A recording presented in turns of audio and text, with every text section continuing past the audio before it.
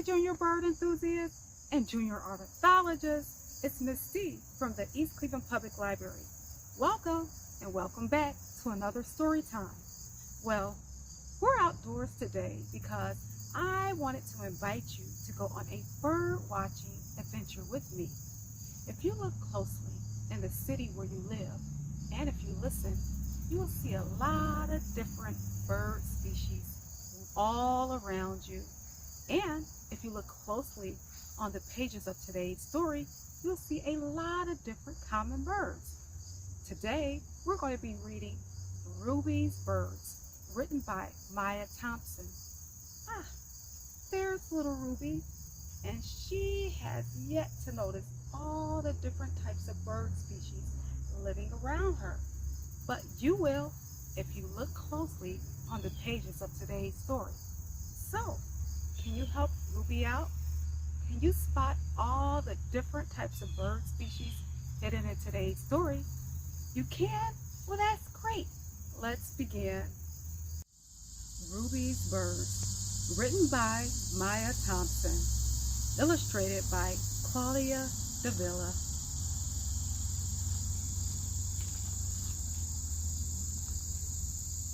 School's out. My mom and dad are at work. My brother Malik is at soccer practice. My grandma's at her spot near the window. Alex keeps her company. Things are too quiet around here. I know what to do. Can you spot the bird hiding in the picture?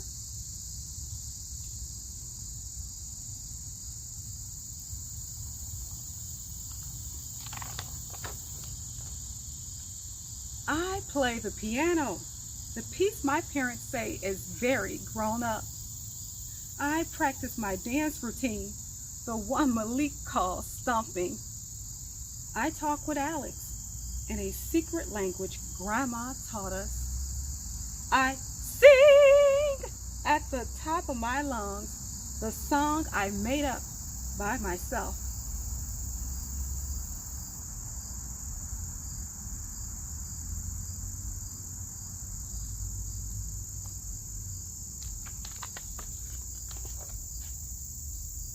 My neighbor Eva from downstairs hears everything.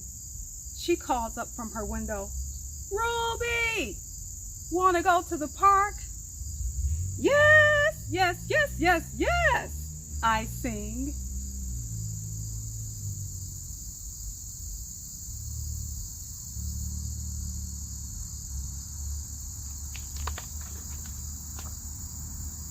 We pass my favorite bakery. Yummy. We pass CC's apartment. Hi, CC. We walk right past my regular park, the one with the twisty slide and the sprinklers. I guess Eva's going to a different park. I skip to keep up.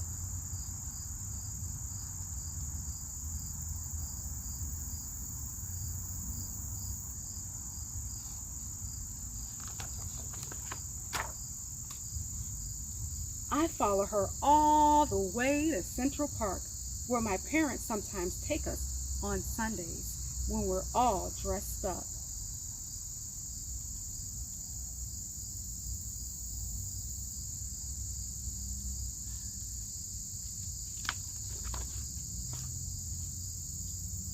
Eva is going to the woods. I've never been that way. We sing made-up songs about joggers and strollers and fancy dogs.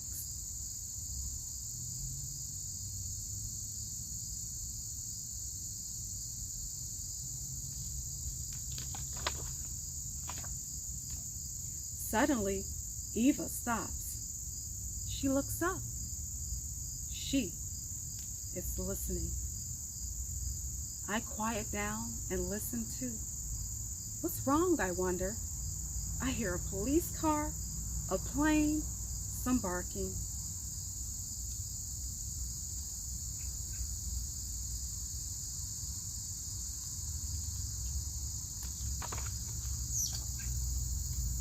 I tug on Eva's sleeve, but she's not paying attention.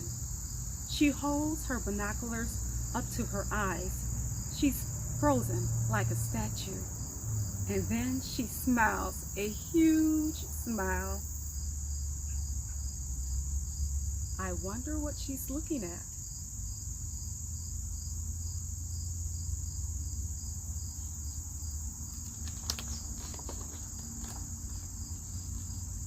I guess everything's okay. So I started singing again. Ruby, Eva sighs. You scared him away. Who did I scare away? I ask. Eva flops down on a bench. I sit too. It's a bird I've only ever seen back home in Costa Rica, she says. He's just stopping through on his way north because this is the best patch of woods for miles around. He's quite a singer, just like you.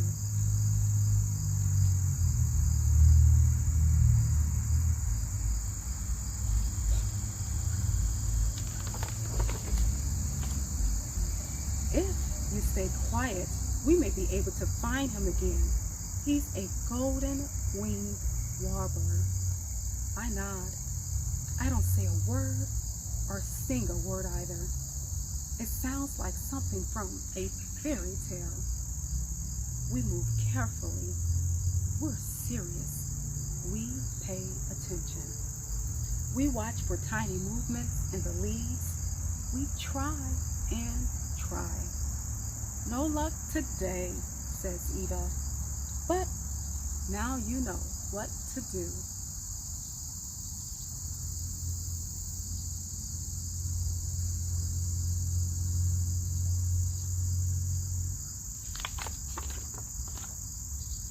I sing myself to sleep as usual.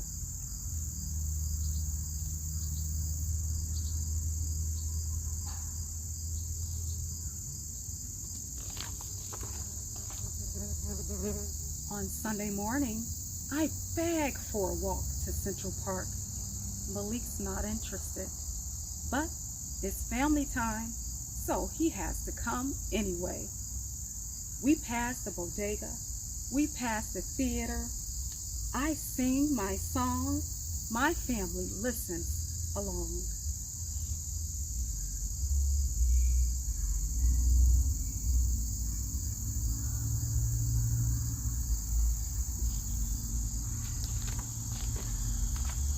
At the park, I lead them straight to the woods. I'm silent, I'm serious, I'm paying attention.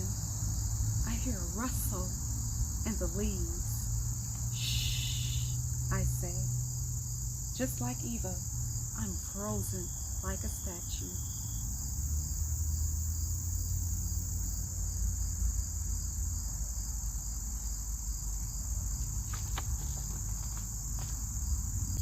A tiny bird pops out of the leaves. It looks one way, then the other, then right at me. I can't help it. I get that huge smile, just like Eva's. Look, I yelled. Ah, yes, says Grandma. I saw a warbler. I sing as he flies away.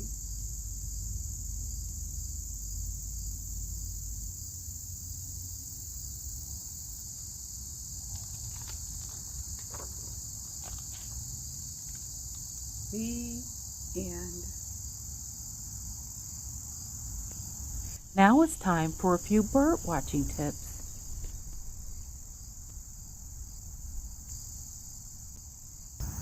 The best way to go bird watching is to look and to listen, because many different birds have unique bird songs and calls. Plus, you'll be surprised how many birds you already recognize, even though you've never been bird watching before. For example, take a look at this bird right here. Can somebody tell me what type of bird this is? You got it, it's a pigeon. And what sound does a pigeon make? You're absolutely right. A pigeon sun makes a cooing sound that sounds just like this. You can also recognize a bird by its structure. Many birds have beautiful, distinct colors like a parrot and a peacock. Also, you can recognize a bird by its size as well. For example, we have tiny little hummingbirds, and then there's huge vultures. And also, some birds have very distinct features, like a pelican who has an extra wide mouth, and a great horned owl who looks like he has funny looking ears. So, who's ready to go bird watching with me? Come on, let's go. Welcome to the North Chagrin Nature Center, located between Sunset Pond and Sanctuary Marsh. The center has always been an oasis of serenity and wildlife education. First, let's stop by the Nature Education Building to meet with naturalist Sylvia to learn a little bit about owls, the secretive nocturnal birds of prey. Hello, junior bird enthusiasts and junior ornithologists. I'm here at the North Chagrin Nature Center with naturalist Sylvia, and she's going to tell us a little bit about the Nature Center and the owls that they have here. Hi, Sylvia. How are you? Great, doing great. I'm here with Nigel. He's a great horned owl. He lives here at North Chagrin Nature Center. He had a wing injury when he was younger, so he's not able to be released into the wild. So that's why he lives here. So he gets fed every single day. He has a nice, clean place to live. And in return, he gets to visit schools and libraries and sometimes do programs with us. Can you see how well behaved he is? Yes, he's very well behaved. Question, how old is he? You know, we don't know for sure because we found him in the wild. He's been with us for several years. But sometimes with wild animals, we just don't know because we don't know exactly when he was born. Well, can you tell us, what does he like to eat? What do you think? If you look at his body, he's got a curved beak. He's certainly... Oh, did you hear him hoot? He's certainly got long talons. He is a predator. He loves to eat meat. So he'd go hunting for anything from mice to frogs. Great horned owls even eat skunks. Birds don't have a good sense of smell, so it doesn't bother them at all. He's pretty big, so he's looking for large things to eat. Wow. And can you tell us, if he was out in the wild, what areas or habitation would he dwell in? Yeah, great horned owls live in the forest. So these guys are kind of the king of the forest. They love to be in big forests, just like here at North Chagrin. And there's not very many of them out in the forest, so they certainly keep their own space. They have their own territory. But he would be way out in a big patch of forest. So if you're ever out in the forest at night, you gotta listen, see if you can hear a great horned owl calling. That's awesome. How does the great horned owl like to travel? Do they travel in packs like wolves, or are they solitary species? They are mostly solitary. Yep. These guys kind of hang out pretty much by themselves. Mom and Dad would raise their young together. He's got a lot to say today. He's saying hello. But great horned owls are pretty much on their own all of the time once they become adults. Awesome. And can you tell us a little bit about the hours of the Nature Center?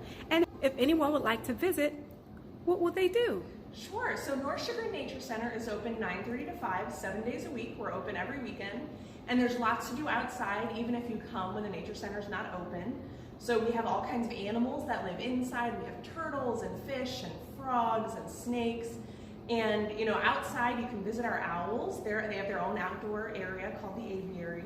There's a pond and a marsh you can walk by and look for plants and animals. So this is a great place to come visit whenever you want.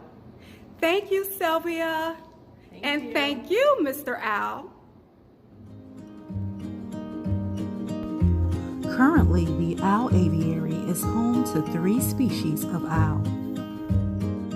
The great horned owl, eastern screech owl, and barred owl. Let's take a look at the barred owl. This big brown-eyed owl is well known for its hooting call, and many bird watchers think it sounds like the owl is saying, "Who cooks for you?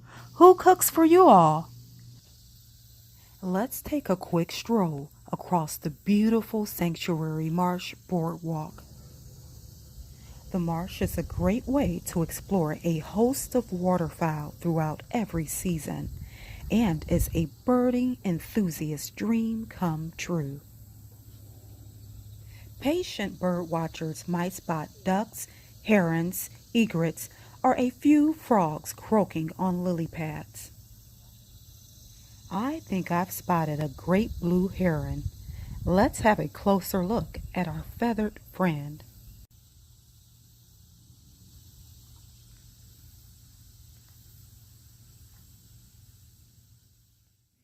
The great blue heron is a master at catching fish, and it can hold still in shallow water for a very long time.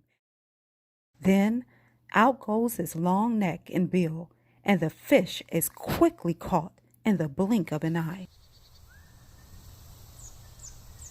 You are always certain to spot something exciting in the lush, bright green thickets of the Nature Center trailhead. For example, a mourning dove and a blue jay perched on a branch of a tree.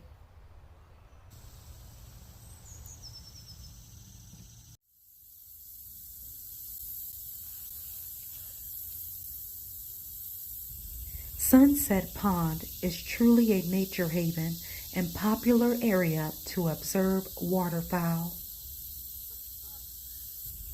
If you're lucky, you might catch a glimpse of Canadian geese swimming in a row, or a young mallard duckling swimming alongside its mom.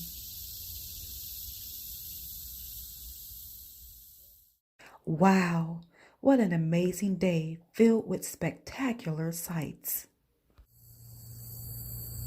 I'd like to thank you, junior bird enthusiasts and junior ornithologists, for going on today's bird watching tour. Until next time, happy bird watching.